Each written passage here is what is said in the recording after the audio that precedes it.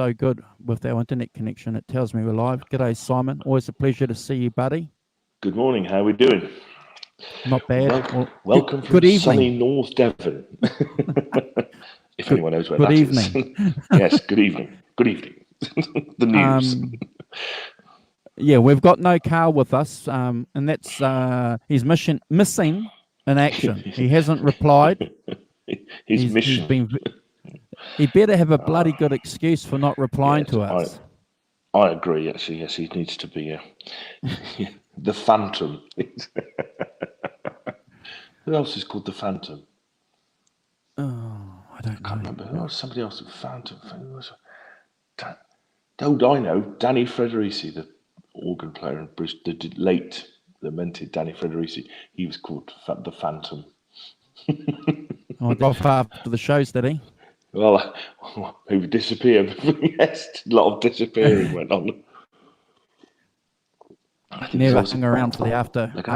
And that's right. And Arvin's on. Good morning, Arvin. How you doing? Or good evening to you. Yes. As you can tell. Thanks, Arvin, for the nice message. Yeah, I'm in a different place this week. I'm in North Devon, which is about 100 miles from where I live, and we have a family Christmas. So me, my brother, my two sisters, all our children, my mum, one or two others. Wow. Some of their partners and whatever else. I think there's going to be about 22 of us for Christmas Holy dinner. cow. So we're in. Yeah, I mean, obviously none of us have a house that can hold that many people or do anything. Not a chance. So we're in Devon, and yeah, it's beautiful here. I mean, it's a fantastic place. If I lift up my camera, you can see behind me there. I've got my hand over it like an idiot, but you can see that there's twin ranges down the bottom there. There we are. See? Oh, that's the most important part of any Christmas preparation venue. Indeed, yeah. We'll turn it around, go the other way. It's quite a big table in here. We don't. No. This is just the kitchen table. And that's then, but fantastic. There's a proper dining room for 20, whatever it is. Wow. 22. That is in a different part of the house. Yeah. You got the gig set up. You got the amp and the I have guitar all set up. Yeah, I've bought my Telecaster and I bought my Delta Blues. Awesome. Yes, it's set up and fantastic. Yeah. Well, because it's like we've got a kind of big SUV thing, Seat Alhambra, and so if you've got the space, you put the gear in, don't you? Sure. Yeah. So I always put. And my nephew is he's plays guitar as well. I mean, he plays all sorts. He plays fiddle. He's a good violin player, but he also plays guitar. He plays ukuleles and anything get his hands on. He's one of those people who can just play stuff. So he's going to bring guitar down, so we can probably do a bit of jamming and stuff. Nothing like playing with another guitar player. Awesome. No, that'd be good and that'd be fun. So we're looking forward to that. So I just want to do a shout. I just want to do a shout out, Simon, to Arvin. He sent me a nice message on Facebook Messenger a couple of days ago. So as he did, I appreciate.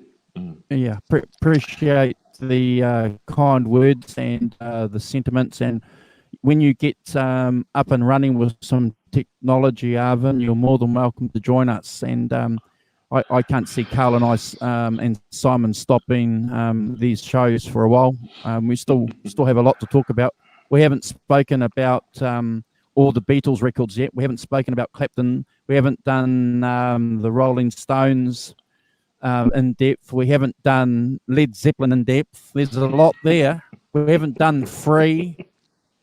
No, that's like all those British blues bands. Yeah, Free, and wow. Yeah, there's lots to do, isn't there? Well, I mean, someone like Steve Winwood, people like that. It's been phenomenal. Through.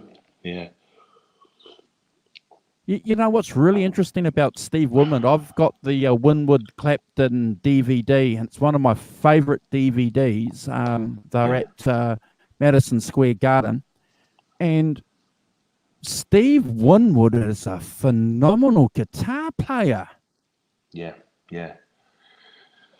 The thing you got to remember about Steve Winwood, remember when he was doing Gimme Some Lovin', the Spencer Davis group? Yeah. He's Yeah. 15. He's 15 years old in Yeah. the Spencer Davis group. And he's Yeah. already playing the organ. He sings like a, fantastic singing voice. And as you say, he can really play guitar. He's one of those guys, he can really play the keyboards and really play guitar. He's an amazing player. And I think he, in a sense, he kind of flies under the radar, for quite a lot. He doesn't get talked about, but yet he's, Spencer Davis group, Blind Faith, Traffic. These are like, for me, sort of, kind of seminal British bands. Traffic's particularly. Traffic at all? Oh, Come across absolutely. Traffic? Yeah. Yeah. And don't Dave forget the Mason. 80s, early 80s, with he was a pop singer there in the early 80s, Yeah, what Ark was of the that Diver is a great record. famous single that came out that everyone, it was in the top 10. Well, if you see a chance, take it. If you, Yeah. yeah, the great song. Yeah, it's on Ark of a Diver, isn't it? The album Ark of a Diver. Phenomenal. He's so. I think that he's probably worthy of a show. And he makes that Blind Faith album. Without him on that album, it would be just a. That's right. While you see a chance, that's what it's called. While you see a chance, take it. While you see Yeah. a chance. Yeah. Take it. Final words. Yeah. That's right. Great song. No, outstanding. But on that DVD, he talks fondly about Eric. He talks about when he came to London and he was young, and Eric was a couple of years older, and Eric took him in, and he stayed with Eric in a flat there for a while. And what's really interesting about those English cats in the late 60s is that they were all supporting each other. They were all happy to hang out, and if they weren't providing positive vibes and experiences that way, they were supporting each other materially. Mm-hmm. Yeah. Yes, it's an amazing, and that it's difficult to imagine that kind of scene, especially now, isn't it? Where it's not probably, as we've said before, not that big. If you think about the number of musicians, but quite intense, quite focused. Obviously, Clapton, Beck, and Page, all coming from a 10-mile radius of each other, something in the water. And the Rolling Stones bit, and you have a kind of, as you say, the Beatles and stuff are obviously living in London by then. You were, thanks, Alvin. It's that kind of nexus of people, kind of there growing, and you're going to see each other all the time. Turning up to support each other at gigs and things. I'm sure there's some competition about what you're doing, but also. As you say, there's a kind of a camaraderie there of people, recognizing other people's talents. Yeah. So I just read something interesting the other day. They're talking about Page, they're talking about Clapton, they're talking about and how these English guys were reigning supreme as far as the guitar player was concerned, until obviously Jimi Hendrix came along, and they all stood back in awe. But what's interesting though about that, Simon, is that they were all English guys, obviously. No disrespect to our American masters. We've done a few shows on them, but Hendrix came along, broke. But again, I like the link that you made a few times. He had to go to England. He wouldn't have been as successful. He wouldn't have been the legend. And I'm sure I agree with what you and Carl said. If he hadn't have gone to London, that was the pivotal point in his career, hanging out again with those English cats. So all these rumors that you hear, or these innuendo comments that you read by journalists over the years saying that they were jealous of him, and there was this rival. That's bullshit. I think, more astonished by him, and they, in a sense, when Yeah. something new comes along, you've got that kind of, it shakes you, so Clapton knows Page knows Beck, and they all play together, and they play, they know what they like, who they are, and they have a kind of, there's a thing, isn't there? They're all together and it's there. And then, this kind of bombshell arrives, Jimmy the bombshell. Boom! And they're all like, wow. But I think they were, wow, look what he's doing, not in massive, like, I'm jealous, but kind of in awe and kind of like, wow, this is what you could do with a guitar, and I think it spurs you on, doesn't it, that?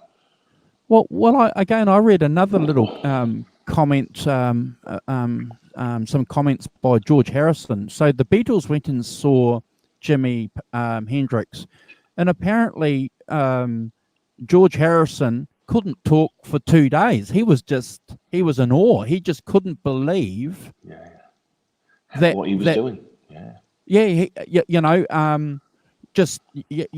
And apparently tried to get some messages to him because they wanted to hang out. I haven't dug deep enough in my research yet to see whether he did hang out with the Beatles. Do you know anything? Did he hang out with that you know of? Is there anything that you've I've not come across anything myself, particularly of them hanging out, but or jamming or something. But as we said, it's kind of that whole thing of well, absolutely, yeah. They must have. Yeah. So I mean, obviously. Apparently George Harrison couldn't speak. He was just like you said, in awe. yeah. Well, that's right. But of course, they'd stopped playing by then, I think. So it was a bit more difficult to, So they obviously weren't playing live then. So I guess. So I don't know whether he, B obviously admired them. You wouldn't do Sergeant Pepper's the day after it came out in a gig, would you? If you didn't think it was any good. I think we spoke about that. His management said, his manager went and said, Chaz pleaded, please don't do it, please, the Beatles are in the audience, please. It's like, I know. It's that kind of I don't care attitude, isn't it? It is that kind of I'm just going to do what I'm going to do, and that kind of concern for one's career. That way, so it's career. Not really a factor, It's a great record. I really love it. I love the Beatles. I'm going to go out and play it. Well, that's right. So what's going to happen? Really. So that was his thanks to the Beatles, as I've read it. That was him saying thanks, guys. You guys are awesome. Yeah, you guys are awesome. And you did some Dylan stuff because you like Dylan and all. Yeah. I mean, it gives a lie to that kind of oh God, they were all jealous of Jimi Hendrix and bloody blah blah. I think you're absolutely right that they were doing shall we address Arvin? Was the scene in the north like that at all too? I think the scene, if you go north of England, the scene was sort of confined to cities. So there in each city there was thriving music scenes. So in Birmingham there was a thriving music scene. They had people. We had Robert Plant and John Bonham in it, of course. Steve Winwood obviously came from Birmingham. Newcastle with the Animals. Yep. And Brian Johnson. I don't know if he was in Geordie in the '60s, but certainly playing around there. So I think there's a bit of a healthy scene there. But all gravitated towards London, though, didn't they? In the end. Yeah, they did. Yeah. Am I okay? Andrew, can you hear me? See here and see me, okay? Yeah. So I've got a bit of going round, going on. I got the show on my phone, but it's going round. Oh, okay. No, you're fine. No, that's right. I was a bit away from the Wi-Fi. So I think obviously Liverpool. Sorry, obviously Liverpool was the place with with the Beatles and Jerry and the Pacemakers and the Big Three, and they had a big scene there in the Beatles, but kind of confined to that city, Where's Ealing? Ealing is in West London. Oh, okay. So yes. Okay. So it's part of London. Oh, okay. I wasn't sure because I've just ordered that 16 Steps to Suburbia, which is about the Ealing Blues Club. So I wasn't Oh, okay, sure. yeah. I wasn't No, sure Ealing, where yeah. that where Ealing where is in where that was. southwest London. So I would Okay, say. okay. Oh, that's So that's definitely interesting. part of London. Yeah, yeah. End of the district line, is it? If you're into tube lines. But one of the things that I know about English music from being a fan of it is that you guys have always celebrated live music. So wherever you went in London, you know, if there were certainly working class people anyway, they loved live music. So, you know, going out watching a band. I worked with guys 20, 30 years ago, Simon, who told me when they came here, they couldn't get over how quiet Hamilton was, how quiet New Zealand was. You know, because they would go to the pub on a Sunday evening after dinner and have some pints and watch a band. Yeah, Um, yeah. the pubs were The, closed on Sundays here. yeah. Yeah. And the interesting thing I think is that you could take it back, if you go back a generation, Yeah. you find that all those guys who grew up in the 60s, lots of them, all of those households, the one thing they would have had in them is a piano, you know, an upright Ah, parlor piano. okay. And could because, and then they all played, you know. Yeah. And what would happen is you go down the London's famous for it, but elsewhere, you go down the pub and somebody would be playing, you know, roll out the barrel, and all Sure. of those things. Yes, and you know, you, as you say, you go down, but this is not bands. This is just, you know, in the 40s after the war, and you know, people would go out and they'd be playing, probably before the war as well, playing the old songs, you know, those Okay. old kind of pub folk songs, those the ones, you Cool. know, like Roll Out the Barrels, you know, It's a Long Way to Tipperary, that those sorts of songs that are, you know, with the sort of things, but and everybody had piano in their house, and so they learned. Lots of people learned to play the piano when they were kids. You know, as their introduction. You know, I know. Don't know if this name means anything to you. Chaz Hodges. Do you know who Chaz Hodges is from No. Chaz and Dave? Do you know Chaz and Oh, Dave? yeah. Yep. Well, Chaz Hodges. He grew up. He's a very good example of somebody who grew up in the 50s. You know, his mum was a piano player. You know, he'd Uh-huh. go down the pub and play, and he learnt the piano before he learnt the bass. He learned the bass Wow. and played with Cliff Bennett and the Rebel Rousers and with Albert Lee and Heads, Hands and Feet and stuff. But his initial grounding was, you know, and then of course Jerry Lee Lewis came along, you know, Yeah, and yeah. Neil Richards, you know, piano players, you know, Made it cool. all that Made back, it yes, cooler. made it cool to play the piano, you know, and they loved that. And Jazz Rogers, they did some work with Jerry Lee much later, but yeah, they love that stuff, and you know, and then obviously you've got Roll Out the Barrel to, you know, you Yeah. shake my nerves when you rattle my brain, kind of thing, and you're So you've got that Anglo-Saxon attitude of music, sociability, having a few drinks. Because if you take that attitude to, say, the guys that went to America, you know, and settled in the Appalachian Mountains where they were singing country and bluegrass. So playing music was what people did after work. It's what they did on a oh, Sunday, Simon.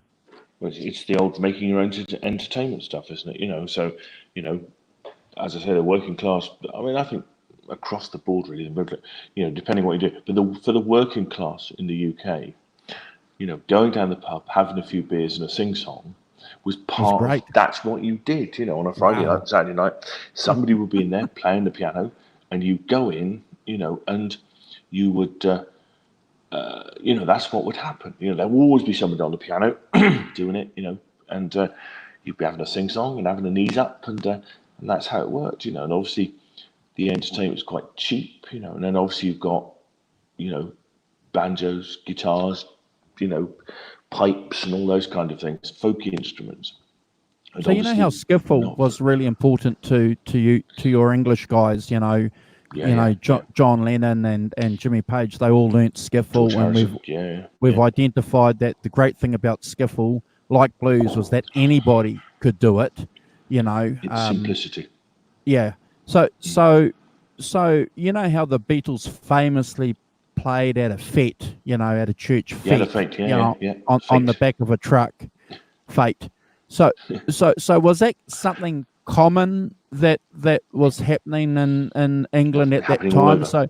So Yes, you'd go completely. to a fete somewhere, and there'd be a skiffle band or something happening. Yeah. Oh, absolutely. Oh, And I okay. think that's where skiffle had its roots, because it was lots of teenage, probably mainly boys, playing. So local school fates, local fates, local village, events that were happening. Yeah, Yeah. and Okay. every village had a local village hall that would put on Wow. dances, and and you do things for the teenagers. There would be teenage dances, and there would be stuff like that going on, places for people to play, Yeah. and then the kids could get up and and do their skiffle things, because that they learn, as we said, you know acoustic guitars, tea chest based. You get a tea chest from your local green grocer or whatever down the road. Make something, a washboard nick from your Yep. mum. You know, Some spoons if you couldn't play some anything, and you could spoons. just keep in time. And every Spoons on a washboard is that's drummer and a percussion. and everyone can sing after a pint. Everyone can sing after a pint. You see, my point exactly. And what people, and there's that tradition, of course, of, doesn't happen so much now, but during the jazz, people danced. Let's not forget the Ah, skiffle, all yeah, those yeah. things, all those things. Rock and roll is about one thing. Well, it's, Dancing. it's about dancing. Yep. Absolutely, people went and they danced. It's not this kind of sit in a chair. It's that's what you were after. You were after people dancing. People would dance. If you think about all It's those about a dance boy crazes, dancing with a girl. boy dancing with a girl. But it's about all those dance crazes. The monster mash. Oh no, the what's it? Yeah, The the twist, mashed the potato, twist, the the jitterbug, twist, the all that. jitterbug. Yeah. All these things that these people did, and they did it to records. And if you played those records, people would do the dance. Wow. So very much you forget, how in these days when it's, what I don't know if I make a wild crazy, that what I find interesting about modern music is how difficult it is to dance to. I don't know And if you how think this is true. You can tell me if it's not true. One of the things, my feeling about modern music is that it's easy to do this to, yeah. that's correct. It's not easy to do this to, yeah, No, because it has no swing. that's correct. And I think that if you listen to any of that stuff, you watch any of it on those old black and white shows, Ready Steady Go, whatever it is. What are the people doing? They're dancing, aren't they? They are Sure. dancing. They're not sitting around and going, or they're not going, weird, not dancing. I call that, but I mean, I went to this will make you laugh. I went because I'm old and stupid, but I went to a wedding a couple of years ago, and they put on Beyonce, and I suddenly realised that, do you know what? I couldn't bloody dance to it. No, I you could can't. dance to rock and roll stuff. I couldn't. I didn't know what to do. My feet wouldn't Yep. move. Yep. My body could do this, Yeah, sure. and then you go, yeah, but the feet. There's nothing happening in the feet. My feet are not moving. They're not twisting. They're not kind of stepping. There's not steps. There's not. And I don't know if you think that's true. That modern R&B dance music is not dance music. So when the Beatles were playing at the Cavern Club, during Yeah, lunchtime, people were dancing. People were people danced. standing there. They People were danced. moving. When Yeah, the Rolling Stones were playing at Alexis Corner's bar, blues people club. were Yeah, dancing. yeah, yeah. People were It's all about the dancing, because you danced with a girl, as you say, you danced to pick up a girl. sure. Absolutely, you did. It's completely. That, and I think then it was really important.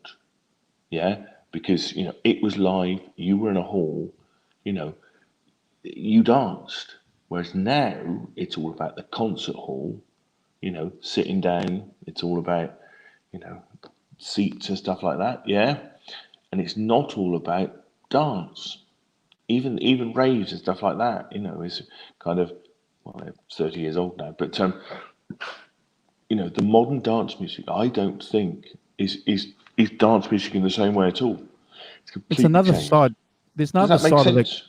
Does that Oh make yeah, sense? and there's another side of that coin too, Simon. Is that while people, while you've identified that it is difficult to dance with, or it's a generation of difference between what people were doing in the 60s, 70s, and 80s. You got to remember in the 80s when I was going out watching live bands, what were people doing? They were dancing too, to a live band. But what's interesting though is Still, that you go and watch these guys making the music. That's a complicated process too. You know, you can't just turn up with your amp. I'm not saying that setting up a band isn't an easy situation, because we all know that, you know, it takes a while to set up a drum kit, you know, and to do a sound check. But basically, you can get that done in an afternoon. But you go with this, if you've got no power, and if your computer program isn't working, and if everything's not syncing properly, and if you're not going out through you know, your sound system, and you're getting the right bass and treble, and it falls apart. yeah. It's, you know, it is interesting that sort of thing. If we just pick up on Arvin's made an interesting comment about. He says, "Sounds like my mother's side of the family in small town Canada. They all played, but it was in church, no bars." Yeah, I think, Arvin, that's true. We didn't really have the, and I've noticed this a lot in America, that there's an American kind of church playing scene, isn't there? sure.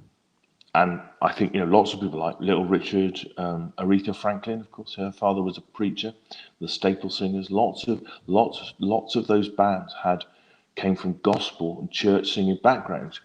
It's the opportunity to play, yeah, the opportunity to sing. And I think American churches much more than UK churches. UK churches are much, you know, I mean, people playing in UK churches didn't happen until I'm going mid '80s.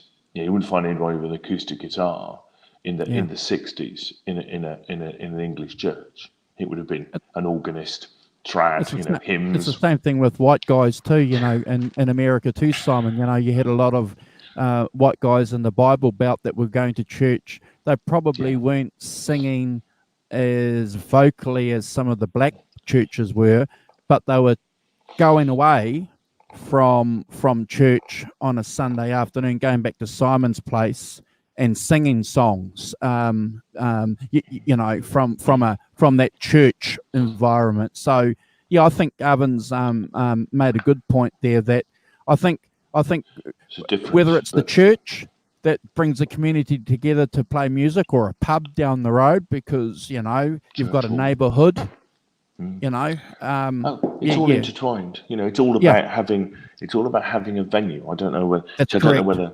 small town America had things like village halls and No, places, but if they didn't have that, but they had a church, which I yep, guess pretty much everyone went to, and you know, so that you know, it's like it's a bit parody, but that James Brown scene in the Blues Brothers, you know, where he, you know, they say, and all that stuff, which is fantastic, and you know, and you can see that all those musicians are already playing in those places, learning to play, so they can play gospel tunes and hymns, and you know, and from that they go and play secular music. Al Green, of course, the Reverend Al Green, the great yep. Al Green, you And know, they certainly had front porches too, where they went and played a lot of music too, jams and you stuff. know. Yeah, you know, and I think on the, you know, for the poor black people, they had dances and bars, didn't they? I mean, that was the whole Yep, point of yep, the old John Lee Hooker thing of banging your yep. foot on the floor, is to give it a beat, you know, and play with the song, you know, bang bang bang bang, you know, boom boom boom boom. And you had white guys going to the local honky Yeah, tonk doing the same thing, you yeah, know. doing They the same things, you know, they bars weren't and stuff. listening to rhythm and blues. They were listening to Hank Hank Williams, Williams, but still yeah. dancing and Yeah, drinking, still Simon. dancing and drinking. You know, dancing with a girl, drinking. It's you see, there's a theme. I feel a theme developing. But it's interesting how, you know, different. It's a different. The vibe is the same, but the opportunities are slightly different. You know, Yeah, where sure. you come from is slightly different. And I think, you know, in the UK that's what it was, and it's, you know, it's a sort of cultural thing. You know that, but it comes from the fact that, you know, that you go back and people made music, you know, that, I mean, if you go slightly left field, but if we go to the folk tradition, yeah, there's a massive tradition of unaccompanied singing. Sure. You know, lone, maybe you get harmonies, but people singing on their own, no instruments. Yep. You know, singing on their own. Well, then, you might have a squeeze box, something like Yep. that. But I go back to my original point that, or a penny whistle, something like that. People play jigs and reels on penny whistles and things for dancing. Let's not forget, jigs and reels are for dancing and things. And so I think that's, that those traditions relied on cheap instruments or didn't need an instrument. If you think about the American four-piece harmony singers in the 50s, the whole point about those is you didn't need instruments much. You could stand on the street corner, doo-dum, doo-dum, doo-dum, I'm the bass man, Sure. and that's, and they could stand and sing, put your hat out, four-piece, no instruments, and you could make money doing it, People chuck in your nickels and dimes and into your hat, and you get paid. But it's kind of, look, no instruments, no expensive stuff now. The interesting part is that people make music on not very expensive things now. It's just a completely different kind of thing. I think that DIY ethos is and that really is interesting. The DIY ethos of music. That it was there in the 50s. People skiffle and all those things we've described. Not so much in the 60s. Where people had bands, so they had amps and guitars and PAs, and and they got bigger in the 70s. So it was about kit. You couldn't just go out. But then you get to 77, and you get to punk, and the DIY ethos is reintroduced. Where people made their own records. They made up their own songs. They went and recorded them in their local, recording studios, and then they got them pressed themselves. 1,000 copies of a single, whatever it is. And they went and they hawked them around to local record shops and sent them to John Peel to play. And and then we went in the 80s again, which was kind of not very DIY. But now we get to today where people make music on laptops, iPads, because you've got all those things, the electronic things that make it possible, doesn't it? You can buy an Apple Mac and a thing for £1,000. You could buy an interface. It still doesn't sound DIY, Simon. It doesn't sound DIY. No, that's true. The process that you're saying is I understand. We've spoken about that before. You've got a computer now. I've got a computer program. I can record myself playing like I've never been able to hear myself. I can add reverb later on. I just got a free download on a program. It's phenomenal, Simon, what I could do.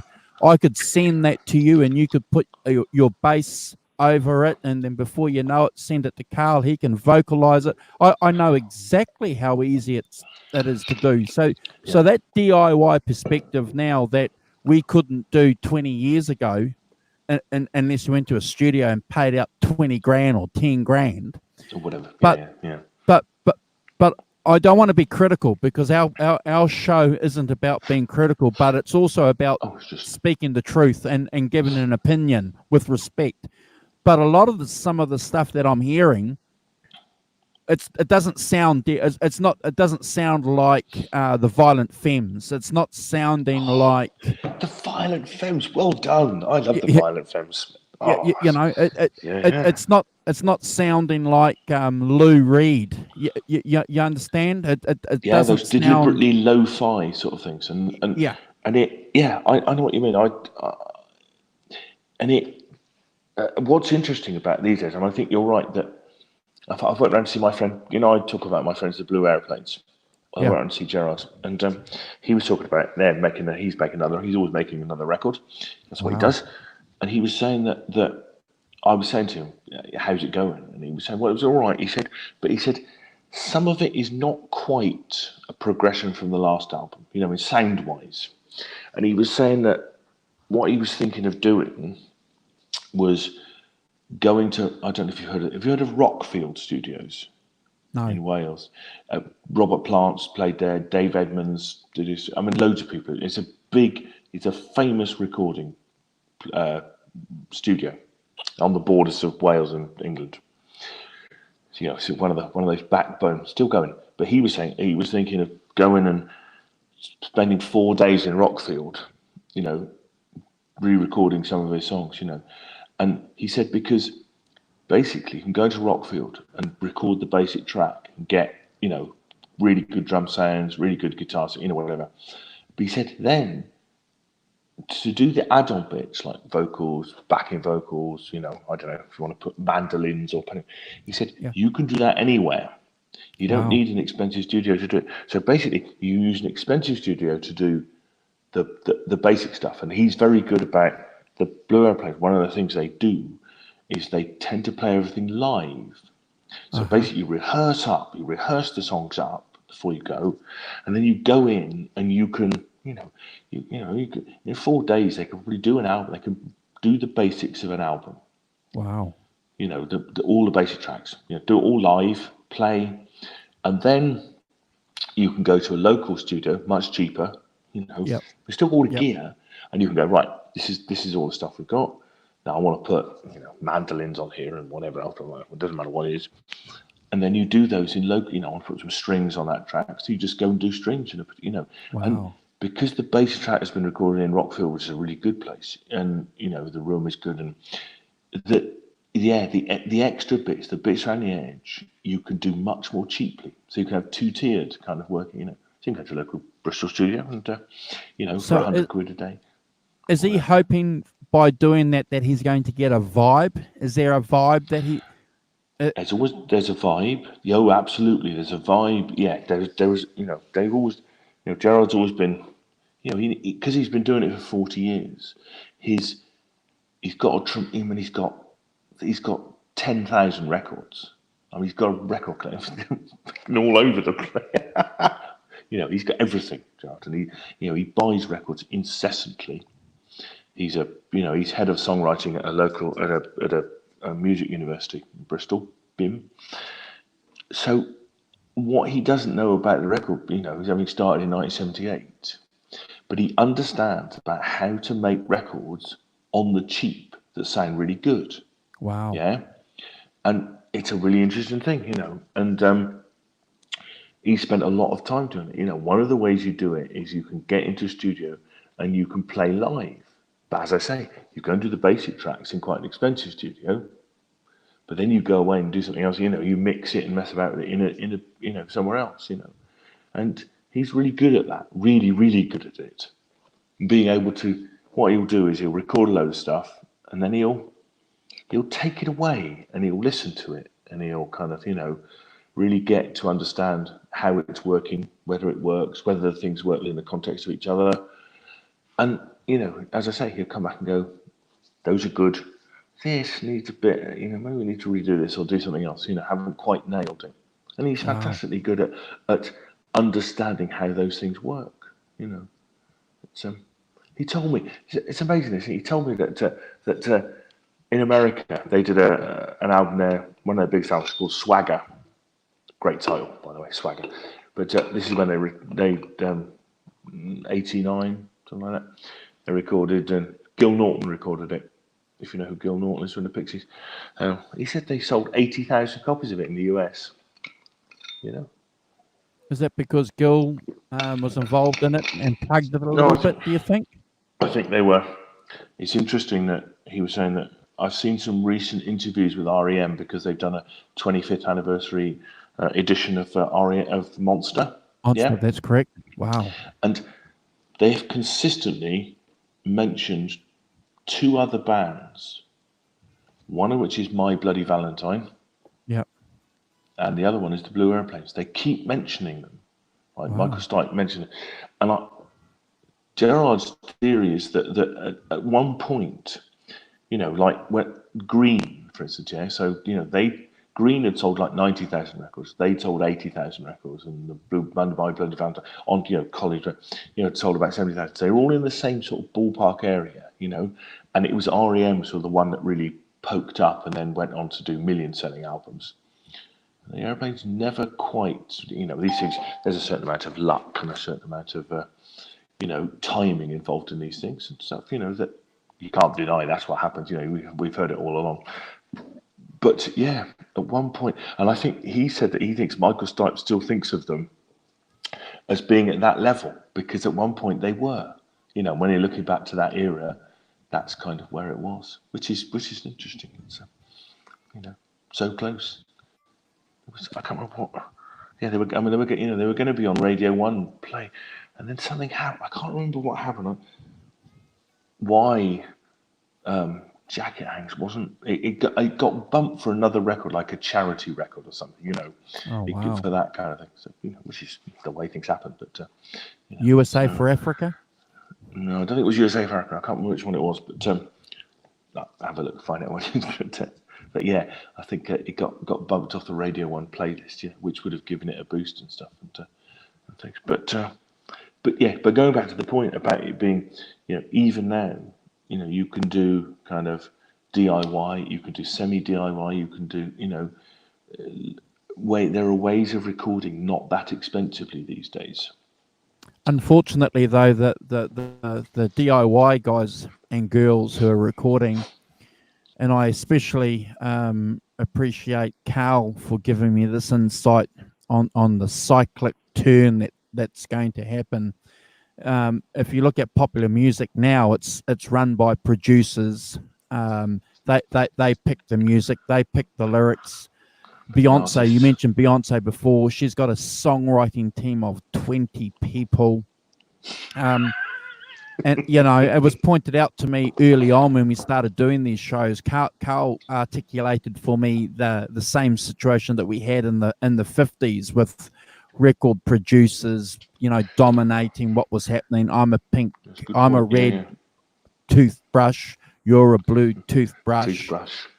And then you had the Beatles and the Rolling Stones basically come along and say, see you later. We're a band. We're doing it. And then we had that process. In a sense, they were a band, but they still needed a producer, didn't they? If you think about George Martin is the fifth Beatle, they don't escape from the fact that they are... they needed a producer, so the producer, the difference was that producer wasn't telling them what to breathe. No, that's true. How to breathe. No, bought their own songs for sure. The producer was there to support them, Simon. Today, again, no disrespect to popular music, but from what I've been told and what I've heard and read, the producers. They give it to you and they're just looking for someone to sing it, and so I look forward to the revolution that's going to happen in the music scene where is it going to be one band like the Beatles? Everyone talks about what they were doing in 1960, was it 64 when the Beatles landed and on the Sullivan show. Yeah. Everyone talks about that as being a watershed. I never forget Tom Petty was saying, how could he be a musician? He loved Elvis, didn't know how to do it, but when he saw the Beatles, he goes, "That's how you do it. That's how you do it." Yes, you form a band.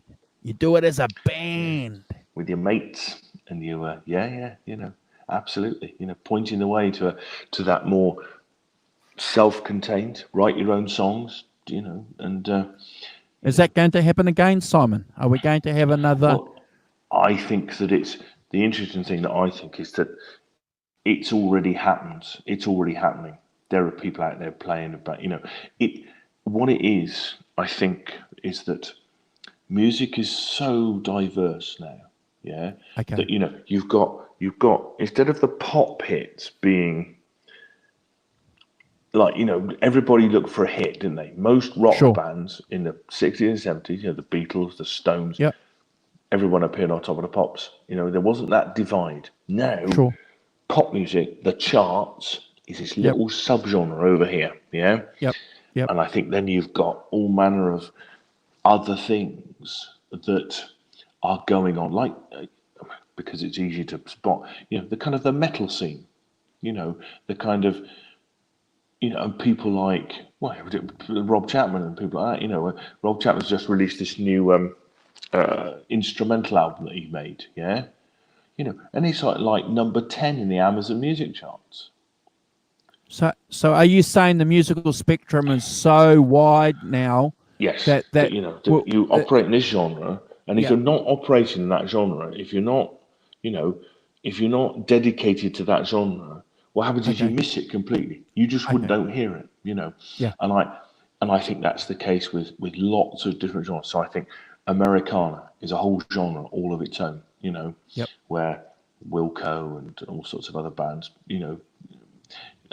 operate it. But if you don't hear it on the radio much, because radio is quite streamlined towards charts, pop music. So, but it's catering so much, for subgenre, that one subgenre for most of it, kind of oldies and but so then now they have specialised shows for everything. The internet is, we know, here we are on the internet. That there are specialised shows. So if you want to go and listen to country, you want to go and listen to folk, there are specialised stations, people doing it, But you've got to kind of go and find them, and then you get into their own particular world, and it is a separate world, and you find that there are the superstars of that world, who are probably doing all right, can make some money out of the music but these days, someone like Rob Chapman is a good example. The last Doja album seemed to sell loads, and be in the charts and things, and yet you never hear it. You never have heard of it. There's not like an album chart rundown. So I think that if you're not involved in these areas, you just don't know.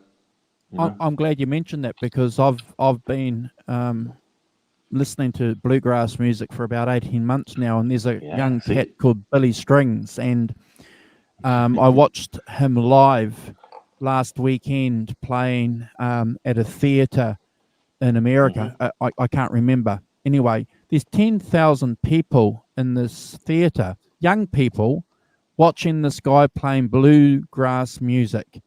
This guy's number 6 on the country charts. The guy's 26 years old, Simon. So I think you've hit the nail on the head. There's a whole spectrum of people out there who love this music, whether it's metal, like Rob Chapman's album, or it's Billy Strings playing his interpretation of bluegrass. Unless you're specifically looking for it, you're not going to find it. So basically what you're saying then is that the music scene isn't a catastrophe. The radio stations, popular radio stations, might be playing catastrophic popular music, but it's not a catastrophe. It's not a catastrophe, but radio is always radio is a tricky thing, Radio is really, the only radio that's perpetuated over the years is pop radio. In the 70s and 80s, you had AM 60s and late 60s. You had AM radio in the States and stuff that would do album tracks and and would play whole albums and stuff like that. But as soon as we know this, as soon as business gets involved, it's the Frank Zappa thing.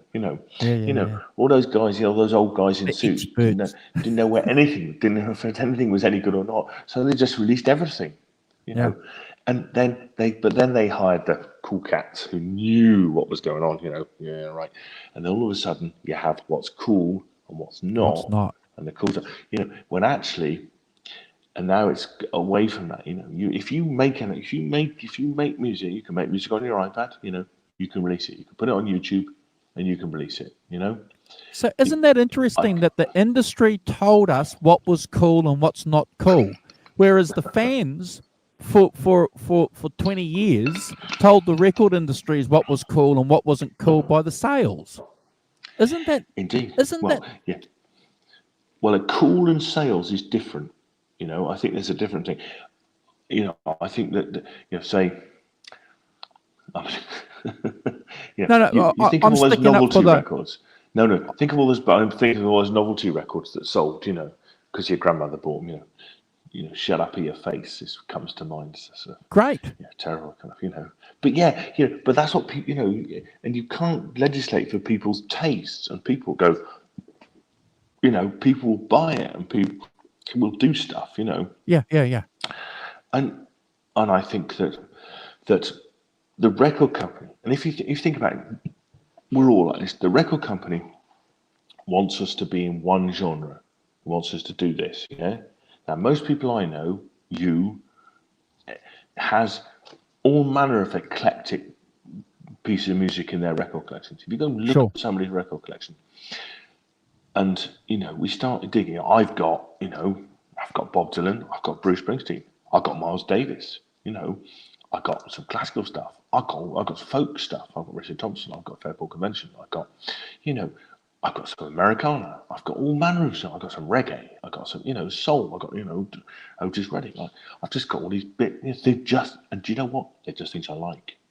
But I don't just like one genre. I don't just buy reggae. I don't just buy, I buy all manner of things. I just want to know different pieces. What I like is what I like, and I buy it. But And I think that most people are like that. Sadly, that's what I liked about the record studios, though, and the record company executives, the old guys. At least they had the courage and the nuts to say, just put it out, because obviously, if it was going to sell, it might sell. and if it doesn't, that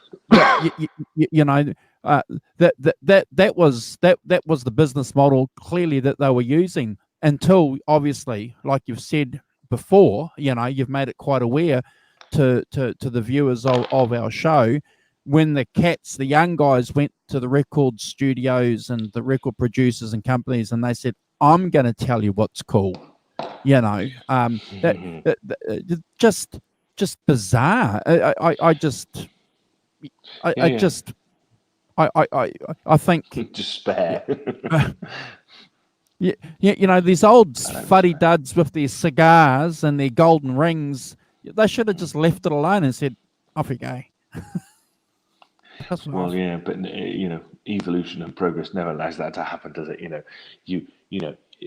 The cat gets out of the box, and then the first thing we'll do is put it back in the box. So there's a kind of get and get back control of it and things like that.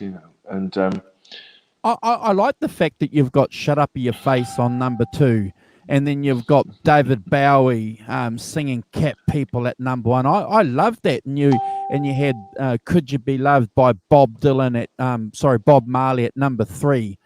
That was fantastic, sure. Simon. Yeah. Oh yeah, I think certainly in the early 70s, that was the case. And watching Top of the Pops, you get, I don't know, you get Status Quo on, then you get, The Sweet, and then you get Dawn, Ty Ella, and Manny Oratory, and then you get something else, and it would be just like, really? And this kind of amazing kind of, mix up of kind of, of things and styles, and, that now it just, I agree. You'd never get that. Well, you listen to the charts now, and you can hardly tell one record from the next. Said the old boy at the back. But but I think it's right that that what's popular, what people liked, and what people bought, and what people like now, and what they buy and what they do, is not confined to that. And and there's all those kind of taste makers and stuff like that, where taste makers. Tastemakers. That we that is a thing. It's Arvin's making the point that some of those old record companies like Sun were smaller and didn't need to make multi-million sales to make a decent profit. Yeah, completely, Arvin. Yeah, and that thing about Sun, you go into a room, you'd set up, put microphone, 1, 2, 3, 4, and you'd record, and what you recorded, and I think it's a really interesting point, is that all the producing is done prior to so the sound of what you're going to get, the level of the instruments, is all done by microphone placement, and the sax player stands 6 feet from the microphone to go, and then he goes right up to the microphone to go, to play his solo, and then he backs off again. So all that is pre-recording, yeah? So that, when you press, what you've got on the tape is the finished article. You have no post-production. That's what you get. So if you're my famous example, if you're Roy Orbison doing Pretty Woman, he starts da da da da da da da da. That's because he forgot it. He forgot the riff, right? So he did it twice. Then you go da da da da. Well, that just gets left in. Those happenstance, those happy accidents, that gets left in because that's what you've captured on the tape. You can't go like now. You go back and erase it, or you redo it, or drop it in, or whatever. Then you go, well, that sounds pretty good. Leave it, because it's difficult. Whereas now, I think everything I, is post-production. Everything is post-recording. You record, I think your guitar's that's clean, and then you put it I, on. Go on. I think that's fully illustrated in a movie that I saw a couple of days ago. I watched Walk the Line by the Johnny Cash. biography on Johnny Cash, and there's an interesting there's an interesting scene there when they're in the Sun Studios, and they sing a couple of songs for who's the producer of Sun Studios? Sam Phillips. Yeah. So they're singing a couple of songs there, and Sam goes, "No, I've got dozens of guys singing this." So he comes down and he says to Johnny, "Give me something.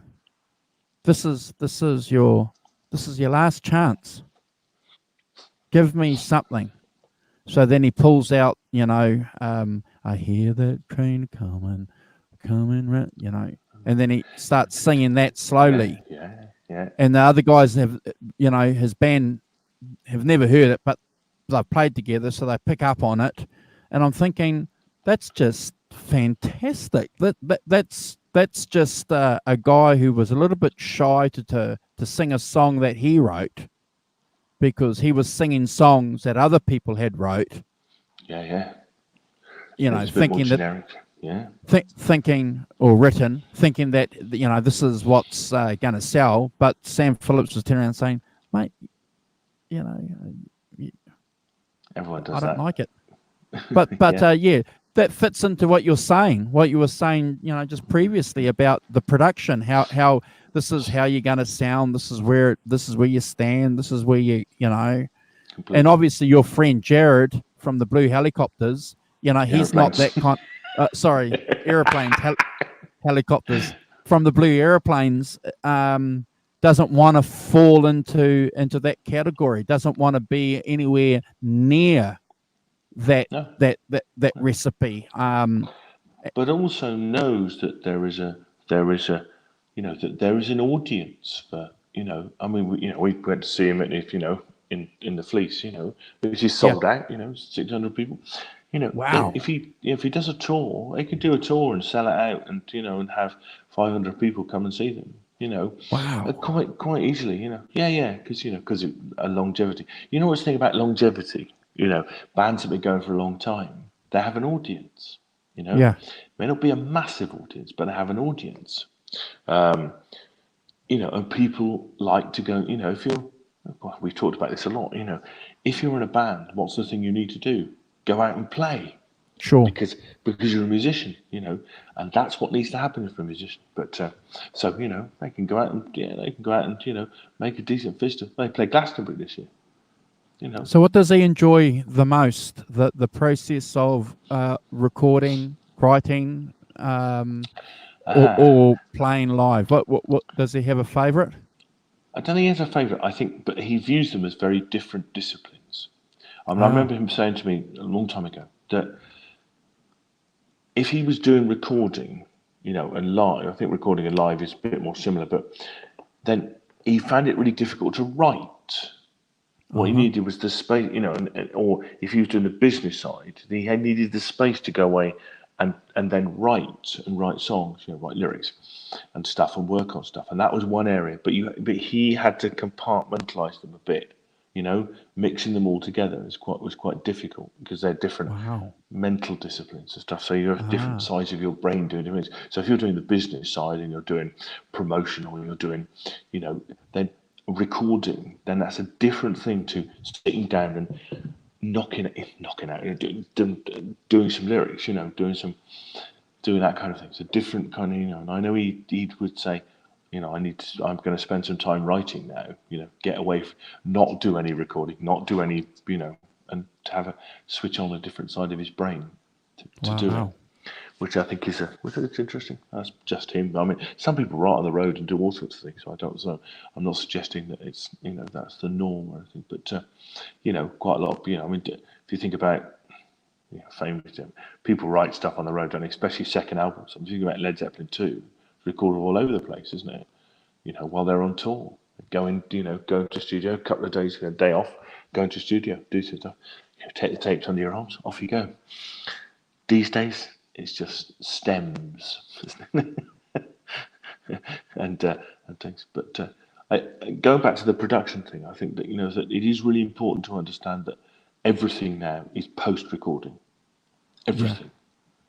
You record your guitars clean, and then you put reverb, chorus, drive, distortion, whatever you want on it. You reamp things. I mean, how often have you heard that word these days? I reamped it. That's correct. I don't know. It's the technology. There's no point denying the technology. The fact is, you could do these things, so people do these things. To get the sound that they want to get. Yep. But as I say, it's a completely the opposite way around to doing it. And in a sense, the interesting part is that is a different thing to we have the sort of the search for tone, and everyone's talking, everyone's pedals and and different amps do this, and never have we been more obsessed with the sound of things, in an age where when you record, the one thing you don't do is you don't have any sound. That's correct. You want as generic and as flat a sound as possible, so that you can then, as I've said, reamp, add all the things, so that you'd only turn it into what you want it to sound like when after you've recorded it, which I think is that's a really interesting a thing. I don't know what's I mean I'm sure there are people still doing it the old ways. Glyn Johns and Eric Clapton recording. Put an amp in front of the speaker. Amp, microphone. Glyn Johnson. So he's recording them. His Christmas album that he recorded last year was just recorded live. That's what I like a lot about these bluegrass guys. They're doing all that live. It's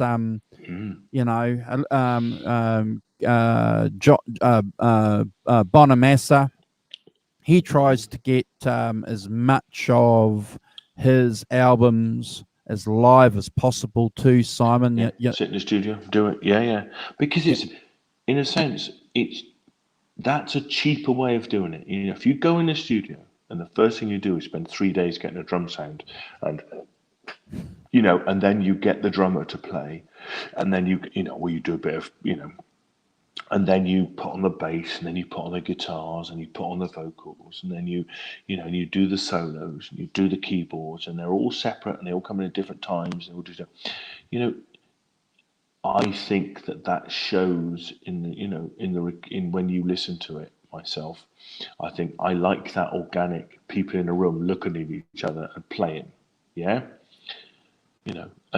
I think that the possibly slight detriment in you could do a lot about it these days, in kind of getting a bit of overspill on the guitars might be heard in the bass things or whatever other drum things.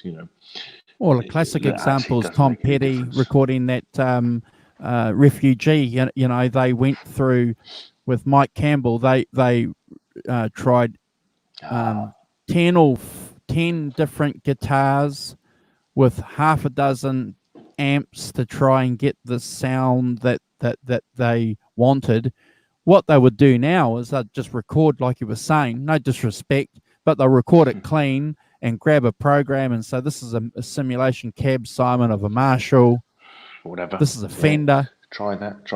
This is a Mesa Boogie. You've got every amp, modelled and organised, and then you do it, and rather than having to go back and do it. But I still say that I think that if you got somebody, I'm sure that Joe Bonamassa's producer, Kevin Yeah. Bloody name. Anyway, they got a word. They obviously, it's the three of them: Bonamassa, his manager, and Kevin. I don't remember his name. That'd be good. Sorry, Kevin. They all know how to work. So Bonamassa and Kevin know how to work. They go in the studio. Bonamassa's got the songs, and they go right. And they set up, and he releases at least an album a year, doesn't he? Black Country Communion album he did recently. That was done in a week. You go in, you've got the songs, you go in. So it's 2 albums. He'll release a live album. He'll record a live gig. I think he's in the last 5 years he's released about 6 albums. And then he'll do a studio album, which is basically a live bloody album recorded in the studio. So.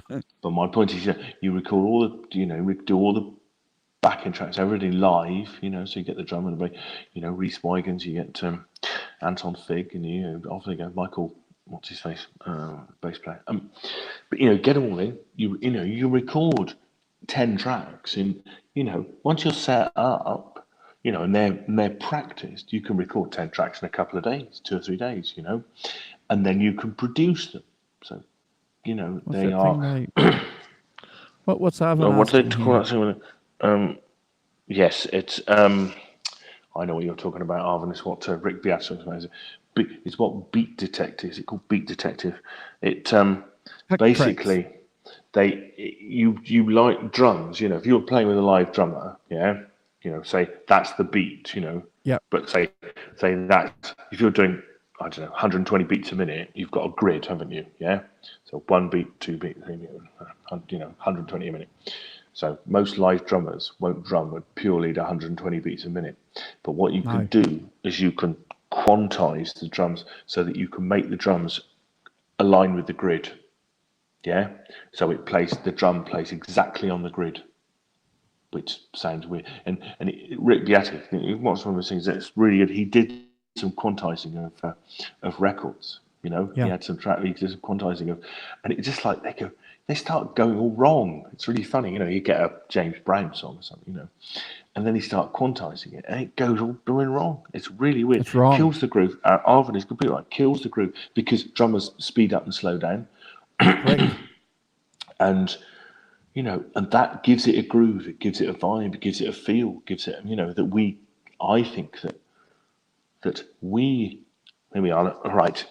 I'm going to go. If you're my age or your age, you were brought up on that sound, where the drummer sped up and slowed down, sped up in the choruses a bit, slowed down, didn't quite keep, to regular 120 beats a minute, right? So I like that. I feel comfortable with that. I feel that it's human. My kids, on the other hand, they because they listen to modern pop music where it's all, completely on the 100, grid. There's no movement, there's no swing to it at all. They don't like it. They say to me, "Oh, Dad, this sounds weird." It's all going, because they feel like it's going all over the place, beat-wise, which is quite interesting because they've only been brought up in the era where that's happened, whereas I've been brought up in where it hasn't happened. I saw a YouTube clip where they were doing that quantizing of Charlie Watts doing a live version of Honky Tonk Woman. And there's 4 different time beats, so obviously at the intro, which is a little bit slower. Yeah. And then when they get to the chorus, so he's speeding up because he's following who? The guitar player. Yeah, completely. Yeah, and that speeding up. See, and you and I, who are old enough that's what we grew up with.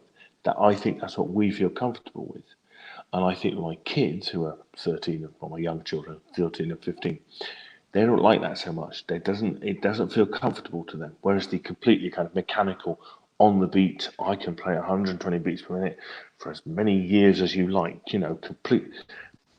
That gives that ground. They feel that much more comfortable with that because it's much more certain. It's interesting. It's a kind of age thing and a generational thing, but that's occurred, which is quite weird, really. But Okay. yeah, quantizing the drums is you watch any of those. Rick Beato did. I can't remember what he did it when it was some James Brown thing or something. That he did it. And he just started to sound rubbish. You go, oh God, don't stop it now. Because I think he read an article saying that some bloke, and then I think the New York Times or something had said, saying the Jonas Brothers was the funkiest thing for years. So he's like, funky? That's not, it's like the sort of thing we would do. Funky? That's not funky. So he got it, some real sort of funk thing he was comparing it to. It was really funny. But comparing the drum things, the Jonas Brothers, the one thing it's not is funky. Well, my friend, we've been going for an hour and 10, and I'm hungry, and I'm your family going, come out. I'm hungry, so I'm going to go and eat. But Go we and have might some, be yeah. we might be live tomorrow, Arvin. I don't know if you caught the show. First up, we should have had Carl on, and he was going to give us some guitar licks on specifically to in relation to Hendrix, but he might be, if he's free, he might contact us tomorrow. So we might be here tomorrow. So I'll let you know, Simon. If he's not doing some pre-Christmas deals. Yeah. Otherwise, you and Yeah, I no will worries. be on Next the weekend? show next weekend, Sunday. which will be Yeah, the that's last one fine. for the year. And then you've So got a couple of weeks off, yes? yeah, so 2 I'll weeks. make sure that I've got at least 2 hours for next week. Minimum, Yeah, at least yeah, 2 hours, yeah. at Can you least. sneak in food? I'll eat online. could do a Johnny B, yes, yeah. Smuggle popcorn in under cover of darkness. I'll just eat online. All right. Something with not too much crunch. That's what No. I say. So, Arvin, All right, thanks my for friend. dropping by, mate, and thanks for contributing. Really good as ever. And be his mum's. Quite right. That's what you should be doing. That's right. But yeah, if you could tune in, that would be great. It'd be great to see you. Awesome. Cheers, mate. Cool. Have a lovely Christmas. Because the Christmas